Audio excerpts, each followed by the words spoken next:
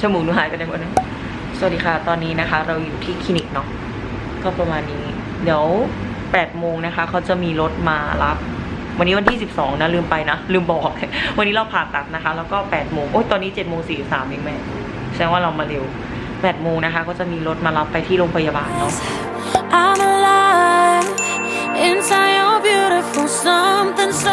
ตอนนี้อยู่ที่โรงพยาบาลเปาโลพระประแดงนะคะก็นั่งรถมาเนาะตอนนี้กี่โมงละ10 โมง 2 นาทีนะคะเดี๋ยวแบงค์จะ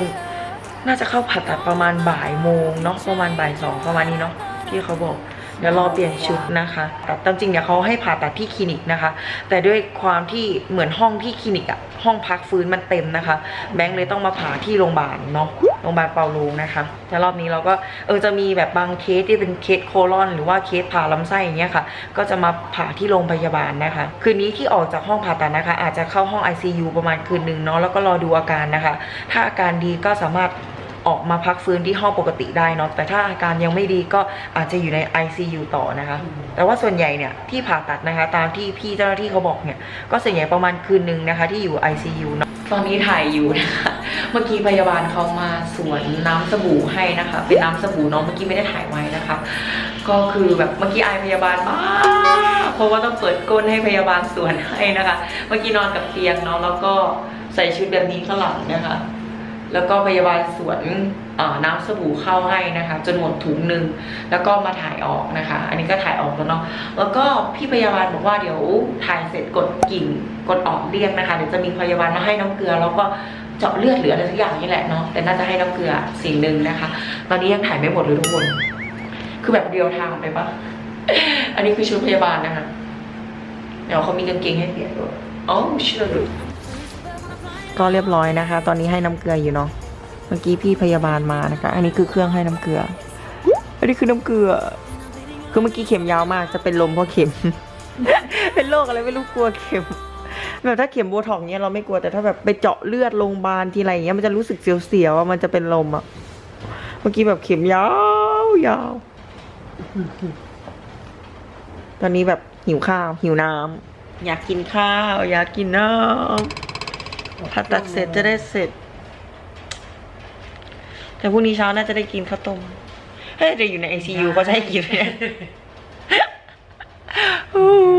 น้ำเกลือตอนนี้แบบอยากผ่าตัดมากเพราะอยากกินข้าว คิดถึงหมูปิ้งชาบูหมูกระทะส้มตำกุ้งย่างข้าวผัดผัดกะเพราเนาะแม่เนาะก๋วยเตี๋ยวโอ้ยคุณหมอก็ให้อดนานเกินมีป้ายอายสิทธิ์ด้วยฮะงดอาหารและเครื่องดื่มไหนข้างหลังก็หัวเตียงน้ำดื่มสวัสดีค่ะทุกคนนะคะตอนนี้แบงก์ก็อยู่ห้องพักนะโอ้โหเพิ่งเห็นว่ามันแดงเยอะเนาะอันนี้น่าจะแพ้พัตเตอร์ยาเนาะคือเมื่อวานนะคะวันที่12เนี่ยผ่าตัดก็เข้าห้องไปประมาณบ่าย 2 โมงกว่าแต่ก็รอเตรียมอุปกรณ์เตรียมร่างกายก็ประมาณน่าจะผ่าประมาณบ่าย 3 โมงแล้วก็ออกจากห้องอีกทีนึงนี่ไม่รู้เรื่องอะไรนะคะประมาณน่าจะเกือบ4 ทุ่มเนาะแต่คุณหมอบอกว่าใช้เวลาผ่าตัดประมาณ6 ชั่วโมงนะคะก็ค่อนข้างที่จะโอเคนะแล้วก็มี เสียงอาจจะเปลี่ยนนะคะเพราะว่าเกิดจากยาดมยาสลบแล้วก็จะมีหมอดมยานะคะแล้วก็ผู้ช่วยหมอดมยาแล้วก็คุณหมอฉีดนะคะผ่าตัดแล้วก็มีพยาบาลหลายคนเลยเขาก็อธิบายดีนะคะคนหมอดมยากับผู้ช่วยหมอดมยาเนาะก็อธิบายทุกอย่างนะคะว่าตัวนี้คืออะไรอย่างนี้เขาบอกว่าทำได้ก็โอเคนะคะคุยประทับใจดีโรงพยาบาลเอกชนอย่างเงี้ยเนาะก็โอเคค่ะแล้วก็พอบอกว่าพร้อมปุ๊บคุณหมอก็ฉีดยาสลบเข้าก่อนนะคะแล้วก็ไม่กี่นาทีก็สลบไปเลยค่ะแล้วก็จะมีการดมยาใส่ออกซิเจนแต่แบงก์ก็ไม่รู้เรื่องละวันนี้ก็วันที่13นะคะ10 โมงกว่าเมื่อเช้าฉีดยาแก้ปวดไป1 รอบก็ตอนนี้เหมือนต้องฉีดอีกรอบนึงเขาบอกว่าเดี๋ยวจะมาฉีด10 โมงนะคะปวดมันตอนนี้ปวดที่รู้สึกก็คือตึงๆนะคะหน่วงไม่ได้ปวดมากแต่ว่าก็ยังตึงๆนะคะเขาก็จะให้ยาตลอดแล้วก็มีให้น้ำเกลือนะคะให้น้ำเกลือตลอดเมื่อกี้แบงค์ไปอยู่ห้อง ICU มานะคะผ่าปุ๊บเขาก็เอาเข้าห้อง ICU ก่อนเนาะแล้วค่อยมาห้องธรรมดานะก็เดี๋ยวมาอัปเดตอาการกันนะคะคือ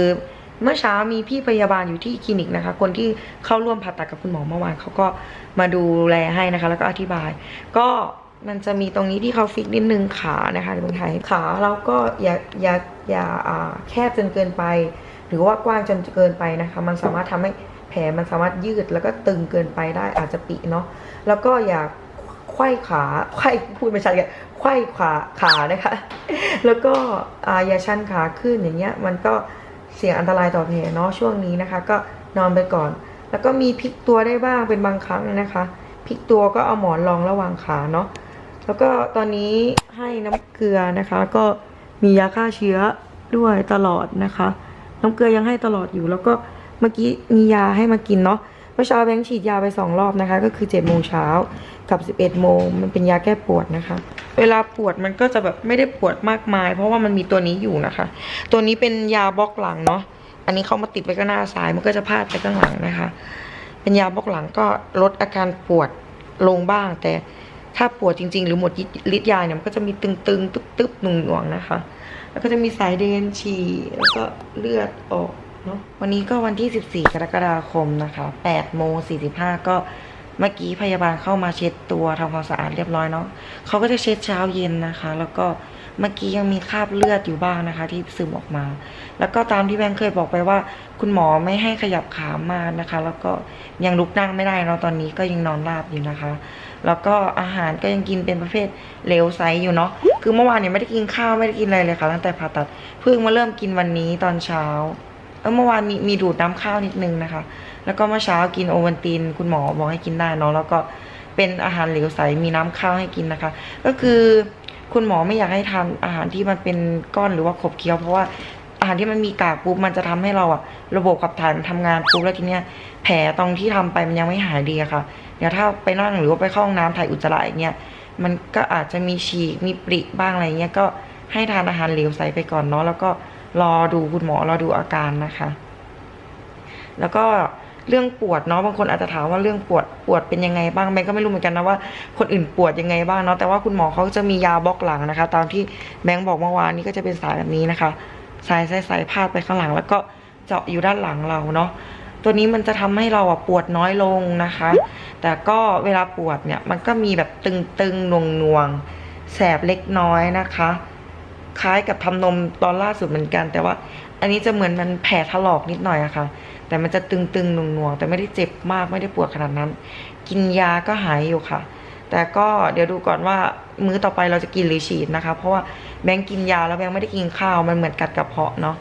ก็รอดูนะคะวันนี้วันที่14แล้วนะคะผ่าวันที่12เสร็จประมาณ3 ทุ่ม4 ทุ่มเนาะก็ผ่านมาคืนนี้เนี่ย2 คืนโอเคอัปเดตอาการให้ฟังนะคะสภาพก็นอนอย่างนี้อยู่ ยังลุกไปไหนไม่ได้บางคนอาจจะถามแผลสวยไหมอะไรอย่างเงี้ยนะคะก็ยังไม่ได้แกะแผลเนาะเดี๋ยววันแกะแผลก็จะมาพูดให้ฟังนะคะว่าเป็นยังไงสวัสดีค่ะทุกคนนะคะโอ้ยเงาตอนนี้วันที่15นะคะวันอาทิตย์เนาะวันที่15ตอนนี้4 โมงกว่านะคะเมื่อประมาณตอนบ่ายๆก็คุณหมอเข้ามาเยี่ยมเนาะเพราะว่าคลินิกคุณหมออยู่ที่อ่อนนุชนะคะแบงค์ผ่าอยู่เปาโลนะคะแล้วก็พักอยู่โรงพยาบาลเปาโลนะคะอยู่พระประแดงเนาะคุณหมอเข้ามาเยี่ยมนะคะแล้วก็คุยเรื่องต่างๆนานาเนาะแล้วก็อธิบายต่างๆว่าเป็นยังไงอะไรอย่างนี้นะคะแล้วก็ดูท้องนะคะว่าท้องอืดไหมนะคะซึ่งวันนี้แบงค์ก็อัปเดตอาการของตัวเองก่อนเนาะก็เมื่อวานนะคะมีไข้นิดนึงก็กินยาก็ไข้ลดนะคะแต่ว่าก็กินถี่หน่อยเพราะว่ามันจะมีช่วงที่เปลี่ยนห้องเพราะว่าตอนนี้แบงค์ลงมาอีกห้องหนึ่งนะคะตอนแรกอยู่ชั้น4เนาะตอนนี้ลงมาอีกชั้น1นะคะก็กินยาก็ไข้ลดนะคะเมื่อเช้าก็มีไข้เป็นบางช่วงอย่างนี้เนาะแล้วก็กินยาก็ลดอยู่นะคะได้ค่ะแล้วก็ตอนนี้นะคะก็มีกินน้ำจิบน้ำนะคะแล้วก็บางคนก็ถามว่าเจ็บไหมเนาะอาการเป็นยังไงบ้างก็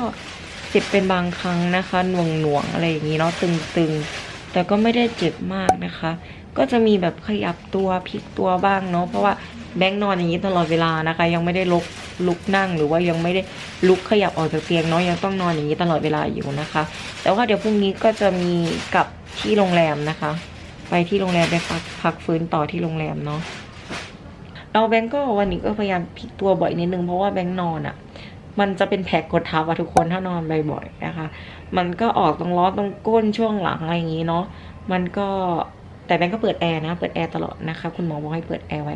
อากาศจะได้ไม่อบอ้าวเนี่ยค่ะ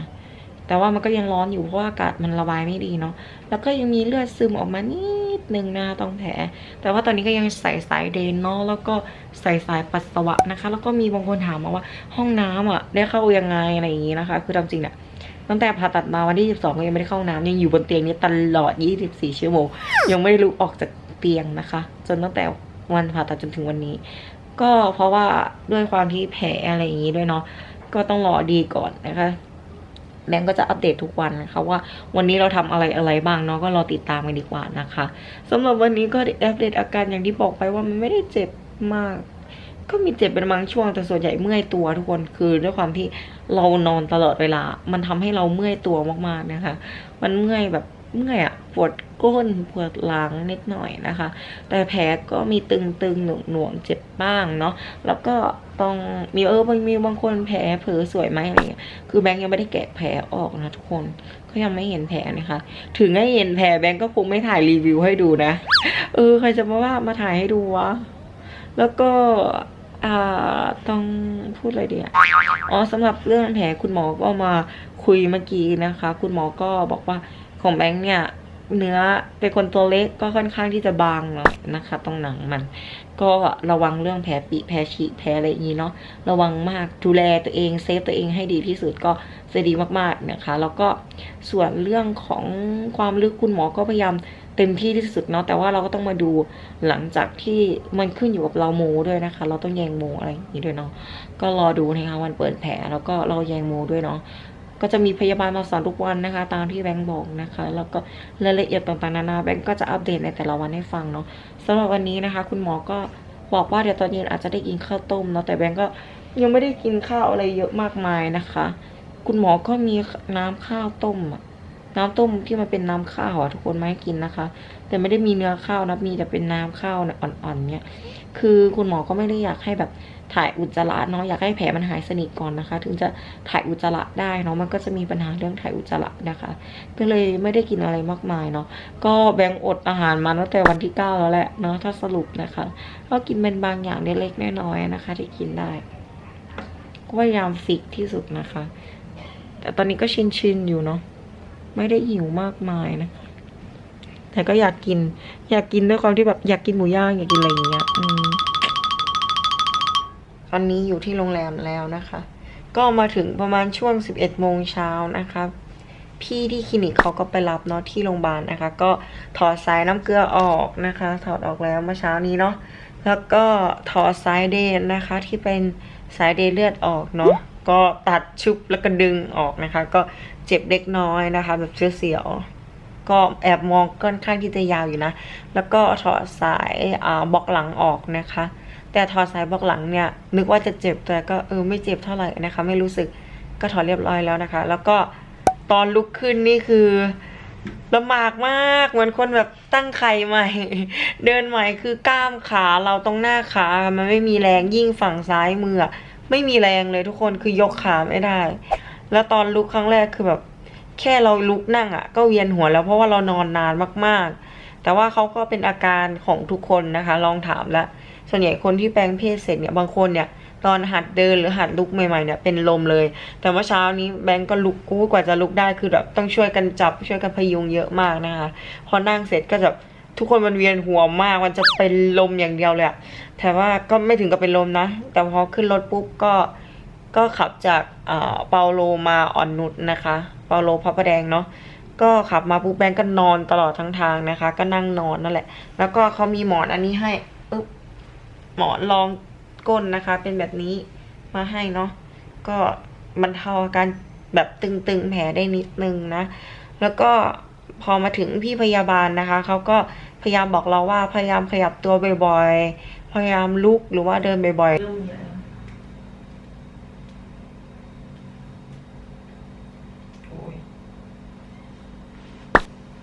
มีรสไอติมได้ไหม กินไม่ได้หรอกเป็นไข้ มันมืดนะเราค่อยไม่เห็น คิดว่าไปนะ คือเดินนี่ยังขายังยุกลุกยากเลยนะเวลาจะกินอะไรอย่างเงี้ยต้องช่วยต้องให้แม่ดึงตัวขึ้น ขานี่แบบหมดแรงไปเลยอ่ะก็ต้องดูแลตัวเองนะคะ แล้วก็อาการก็มันเหมือนแบบตึงแผลเนาะแต่แบบเหมือนบวมหรือเปล่าก็ไม่รู้นะแต่คุณหมอก็ยังให้กินยาหนูนะคะ เป็นยาแก้เสพยาลดบวม แล้วก็ยาแก้ไข้ทุก4 ชั่วโมงเพราะว่าเวลาหมดฤทธิ์ยาบูแป้งก็รู้สึกแบบหนาวๆคล้ายๆอะไรอย่างนี้เนาะก็ต้องใช้ระยะเวลาหน่อยนะคะ แล้วก็เรื่องฮอร์โมนนี่ก็คงนั่นแหละแผลหายดีนะคะ ถึงจะได้ไปตรวจที่แฮงเจอรีนแล้วก็ปรึกษาเรื่องฮอร์โมนปรับฮอร์โมนกันอีกรอบหนึ่งเนาะเพราะว่าตอนนี้เราได้ตัดตัวผลิตฮอร์โมนออกไปแล้วนะคะ ก็อาจจะกินแค่ฮอร์โมนเพศหญิงเสริมก็รอดูติดตามกันต่อไปแต่ละคลิปแล้วตอนนี้เดี๋ยวจะว่าจะลุกไปแปรงฟันตอนนี้ก็พยายามแบบพลิกซ้ายพลิกขวาเพราะว่าก้นของเรามันแบบร้อนนะทุกคนมันนอนที่นอนแล้วมันรู้สึกร้อนคันอับอะไรเงี้ยมันจะเป็นแผลกดทับแต่ก็ลุกยากอยู่ลุกปุ๊บก็แบบต้องนั่งสักพักหนึ่งก็ยังเวียนหัวมีเวียนหัวแต่อยู่ตลอดเนาะต้องอดทนนะจ๊ะกว่าจะได้หรีมานี่คือแบบโอ้โห ไม่เจ็บไม่เท่าไหร่ นี่นะมันไม่ค่อยเจ็บแต่มันเหนื่อยมากกว่าให้ดูแบบ ความลำบาก ลำบน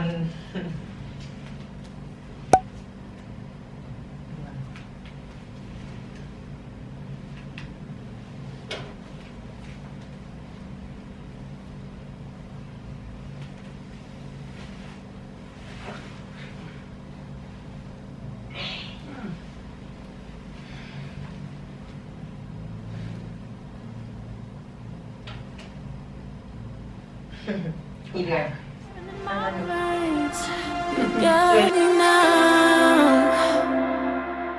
Been waiting for a lifetime for you.